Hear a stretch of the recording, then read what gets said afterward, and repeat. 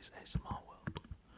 Now, this channel is usually, quite often anyway, centred around football and sport, but we're on the off season currently in the football, so I'm going to be mixing up the channel a little bit, and I'll start doing some movie and TV reviews.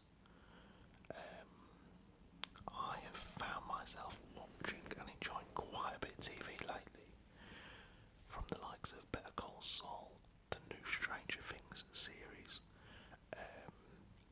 so a lot of Marvel stuff, and some films. So I'm going to start doing these little reviews each week.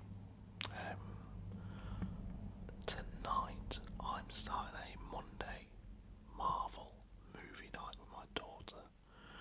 So we purchased Disney Plus about, I want to say, 2 weeks ago. We've had it in the past but never really done much with it.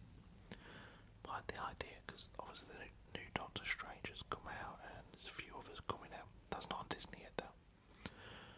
I said to my daughter, should we do a Monday night Marvel night every week? So we've agreed we're going to watch all of the Marvel movies, like the Avengers ones, from the beginning to the current ones, each week, each Monday. So starting tonight we'll be watching Captain America, the First Avenger, and next week we'll be watching, is it Miss Marvel? I've not seen that one. Not Captain Marvel, not Miss Marvel. Stupid I sound. Yeah, Captain Marvel, which I've never seen.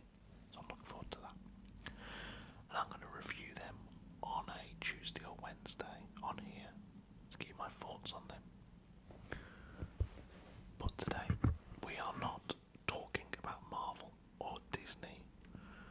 No, today we are going to talk about a film, a movie, which I watched 3 or 4 days ago.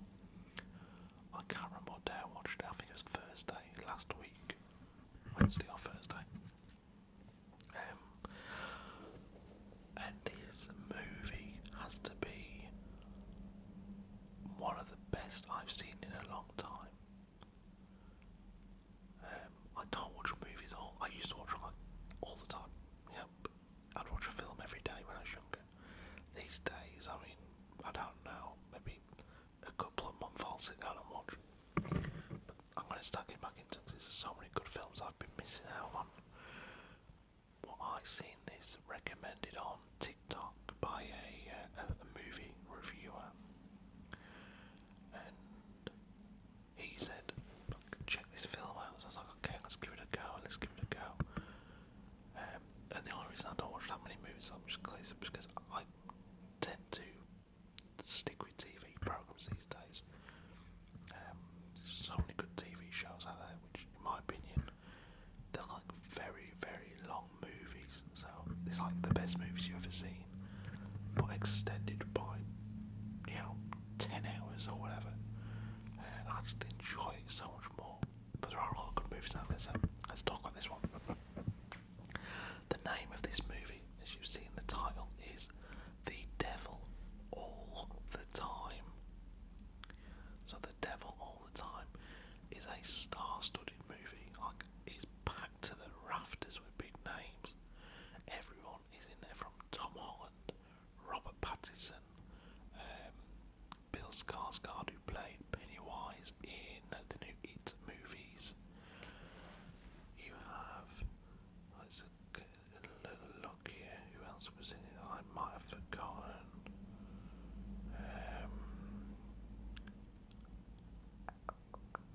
Sebastian Stan, who was in Captain America, who played, oh bloody hell, what's he called, the bad one? The Winter Soldier. He's bad for a little bit. It also has Jason Clarke, and the bloke who played,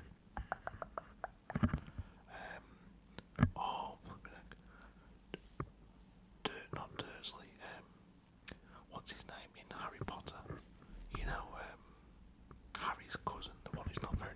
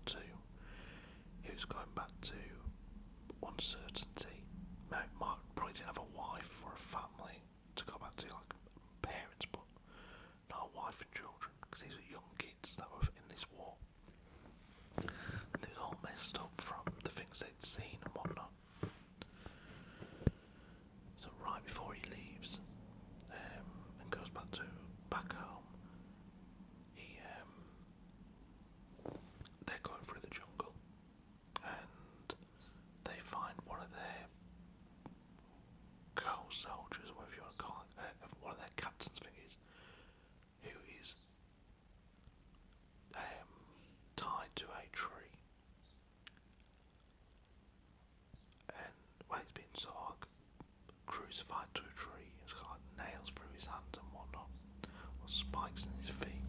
He's basically, I think he's dead there and then on arrival, so to speak. But he's been tortured and whatnot. They'll get his dog tag and they see who he is. Now, this stays in Bill Skarsgård's memory for a long time. He can't get it out of his head. Even when he goes back home to America, he's just constantly playing on his mind the horrible things he'd seen in the war. His mum wants him to get settled down with this local girl who is played by, let me have a little look, I think it's Hayley Bennett. You might recognise her from one or two things, I'm not too sure. That's a lie, that's it. Either way, there's a girl who parents have died and she's sort of been took in by his mum. And she's like, oh, she's a lovely girl, she needs somebody to look after her, you should get with her. And he's like, I've no interest in settling down just yet. His mum also wants him to go to church. He's like, I'm not religious, it's not for me. So he goes to like a cafe, has some food with his friend and whatnot. And at the cafe he meets a girl who he absolutely falls in love with, just there on first sight. Also at the cafe is Jason Clarke, who seems like a nice bloke. He's just having some food and chilling and whatnot. And he meets another waitress. So the waitress he meets is the colleague of the waitress who Bill Skarsgård falls in love with. Now there's a narrator over the top of the movie who, in between scenes, will tell you what's like happening and whatnot. And the narrator says something along the lines of, this is the woman that becomes like joins Jason Clarke, and they become this like famous serial killer couple. And you're like, what? Don't be silly. And yeah, he's sort of setting the scene for what's going to be happening later on in the movie. Anyway, moving swiftly along, Bill Skarsgård goes to church, and in the church he sees the lad who played Harry Potter's cousin, Dudley, whatever he's called, and he's a preacher. And the lady who Bill Skarsgård's mum wants him to get with, who's lost her parents, she falls for the preacher. She's like, oh my god, wow, he's amazing, he's touched me, spiritually I want to know him better. So she gets with him. Later on in the movie, Bill Skarsgård gets back in touch with religion. He moves on a few years. He's got a young boy who grows up to be Tom Holland. But Bill Skarsgård's wife gets cancer, and he puts his big cross in the woods near his house. Big cross. And every day he's there praying and stuff for his wife to get better. And he takes his son out there and makes his son pray as well. Well, these two blokes come across him, and in the woods, they're not very nice blokes, and they comment about his wife.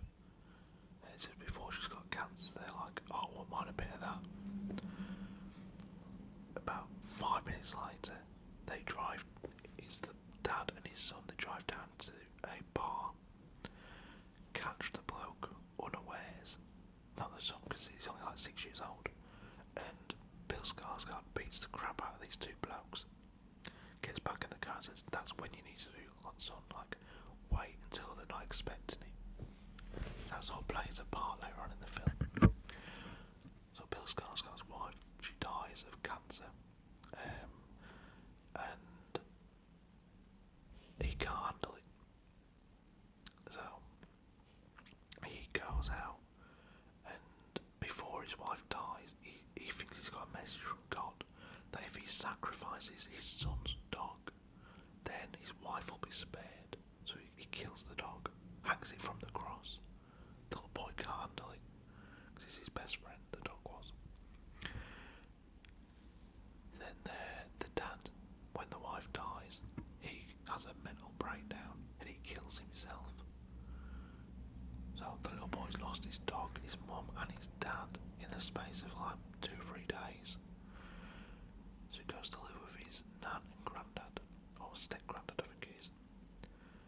Now at this point, the lady from the beginning, who was the lady who had lost her parents, who Bill's mum and dad wanted him to get with, she's got with this preacher, and she's leaving a little girl with the parents, saying, "Oh, could you please watch her for me with Bill's parents? I'm going out for a drive with so and so." The preacher, let's find out what his name is. Got it right here. Roy. Roy is the preacher. "I'm going out for a drive with Roy and his friend Theodore." Then the narrator says, "Little did so and so, the mum and dad know this would be the last time they'd ever see this lady, because she wouldn't make it back." You're like, what? What the hell could happen to her? So Roy, who is the preacher, I think he's got a message from God that if he sacrifices this lady, if he kills her, God will resurrect her and she'll be even stronger. So he literally takes her out into like a field, slits her throat, and then can't understand why she isn't resurrected. So he's wrecked with guilt, and he wants to turn himself in, and he just goes off, leaves his mate like sleeping in the car, and he goes off to just turn himself in as something or other. But he meets this couple, Jason Clarke and I believe Riley Keough, who plays Sandy. He meets this couple, and they're a kinky couple. Carl, played by Jason Clarke, likes to watch men get it on with his missus before killing them, and he takes pictures of them and he tortures them and all sorts of stuff, and they go around them, they do like little tours, like off 6 month on, 6 month off sort of thing. So they drive around for 6 months killing people, and then they'll stay at home for 6 months. Her brother is played by Sebastian Stan, and he is the local copper, and he's trying to run for like another another term as the sheriff or whatever. So he's like investigating these murders when he finds out that it's his sister who might be causing them, along with her fella. He's not impressed, obviously. So by this point, anyway, Tom Holland has grown up. He's now an adult, a young adult. His sister, stepsister, is the daughter that was left with the family when the mum went out with the preacher and was killed in the field. So he's now quite close to his stepsister who looks out for him. The woman who's the serial killer with Jason Clarke, she was Tom Holland's mum's old work colleague. So if you keep it on me here, they were both waitresses in this cafe. One met Jason Clarke and became a serial killer. One met Bill Skarsgård, got cancer, and Tom Holland got cancer and died. So Tom Holland, his stepsister is looking out for him. She starts going to church and meets Robert Pattinson, who is the new preacher in town. And let's just say he's a bit of a naughty preacher. He starts sleeping with all these young lasses, like all of them. Like Tom Holland's stepsister, who's like 15 or something like that. He sleeps with her and gets her pregnant, and basically tells her, he convinces her that she's imagined it all, that he's not the dad, that God is just testing her and all this stuff. And he refuses to have anything to do with the pregnancy and tells her to get rid of it. But she doesn't know how to do this. She can't tell her mum. She can't, or her adopted mum. She can't go to the doctors. So she goes to hang herself in the barn, changes her mind, slips and up hanging herself anyway. The young Tom Holland finds her. He's like 17, 18 at this point. He finds her hanging there, and obviously he's very upset. He starts to suspect the preacher at this point, and starts following him, and finds that the preacher is sleeping with a lot of young girls in his car. And that is where the bit where his dad earlier on in the film said get him when they're unawares comes into it, because he goes to the church and starts talking to the preacher. The preacher doesn't recognise him at first, and he's there saying like, you know, he starts admitting his sins as though he's the preacher. He's like, yes, I've been sleeping with a lot of my the people who come to my church. Nobody knows. I got this girl pregnant. She killed herself. He's saying it as though he's the preacher. And then the preacher looks around like, what? What the hell? And then at that point, Tom Holland shoots him and kills him in the church. But he can't stick around and have this, like, he has to go on the run. So he goes back home to where he was originally from, where his mum and dad lived. And he goes to visit the big cross that's in the field, out in the field that he was made to pray at when he was younger. Whilst he's out and about doing a bit of backpacking or whatever, but before he gets back home, he's picked up by Jason Clarke and his missus, the serial killers. They obviously think, oh, he's another victim for us. But at this point, Jason Clarke's missus is thinking, hang on, I can't keep going around killing people. This is not, it's not right. She thinks maybe this young lad will help me get rid of Jason Clarke, and we can, you know, we can start over. Bear in mind, she is Tom Holland's mum's previous friend from work.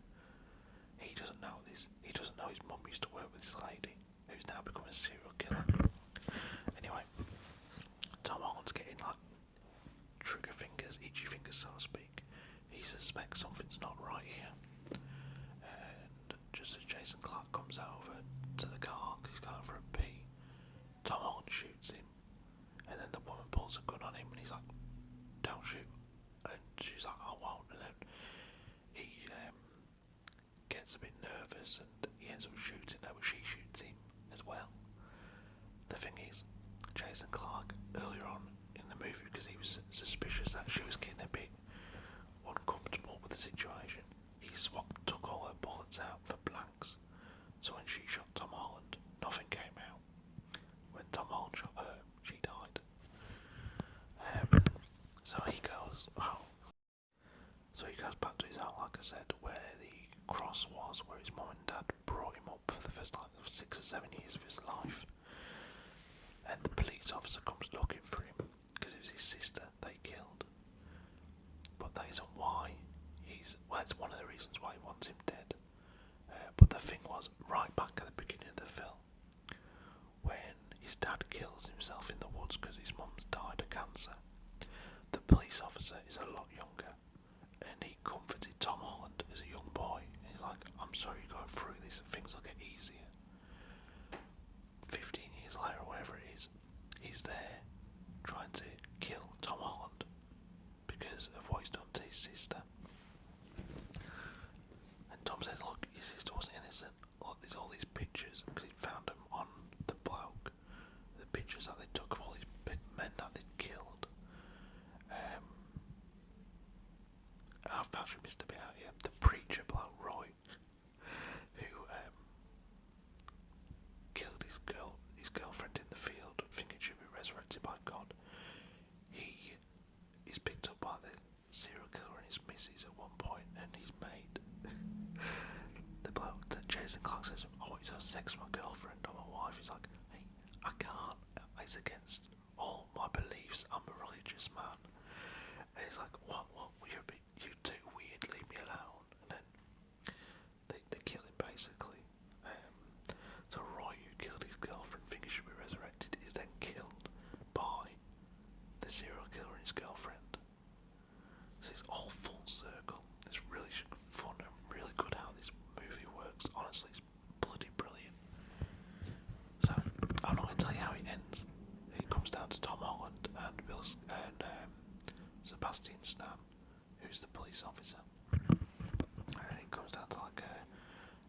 face off between the two of them.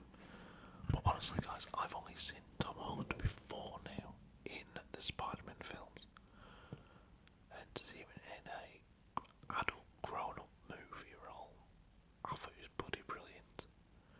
Robert Pattinson playing a role you just don't expect him to play. We're sleeping with young lassies. He's bloody brilliant. I just see him play like a different kind of role. Sebastian Stan was good. He didn't have he was in it fit quite a bit. Bill Skarsgård was brilliant. Like at the beginning of the film, he wasn't in it for too long. Jason Clarke was his usual good actor, and it wasn't anything spectacular for him, but it was still fun to watch. Yeah, as I was saying, the film is done really well, like from the narrator. It's like giving you little hints about what's going to happen. Like, little did they know they'd never see so-and-so again. Yeah, why? What this here again? What do you mean? And then right at the beginning when they're in the cafe and Jason Clarke meets the waitress and they're like, these two would be known as so-and-so, like as in serial, they had a name for him or whatever. It's like, so these two go from just passing each other in a cafe to being serial killers down the line. It's bloody great. I will try and get these reviews to be a little less in-depth in future, where I don't give away everything. But yeah, Tom Holland played the part really well. Robert Pattinson was great. Bill Skarsgård, brilliant. Jason Clarke. The ladies, the serial killer lady was good. The girl who played Tom Holland's stepsister played the part really well also. Yeah, I just really liked the way it was all intertwined. So, the preacher at the beginning kills the girl who was meant to get with with Bill Skarsgård. He kills her because he thinks she'll come back to life, and she doesn't. He then goes on the run, gets killed by the serial killers, who then try to kill Tom Holland. He kills them. Her brother is the sheriff who comforted him as a young boy when his dad killed himself. Just all intertwined. I like things like that. IMDb is rated as a 7.1 out of 10. Let me just make sure that's correct. 7.1 out of 10, yeah. Okay, so if I'm thinking that obviously like a 10 is the best film ever, I don't think I've ever seen a film that got a 10, for me anyway. Shawshank and The Dark Knight are probably about 9.5, 9.6. The Devil All the Time, would I come back and watch it again in the next 6 months? Probably not. If in a few years it was on the TV again, I would probably sit and watch it. It is on Netflix at the minute. I'm going to give it a 7.3 out of 10. I think it's very good. The marker for like shite and good would be about a 5.0.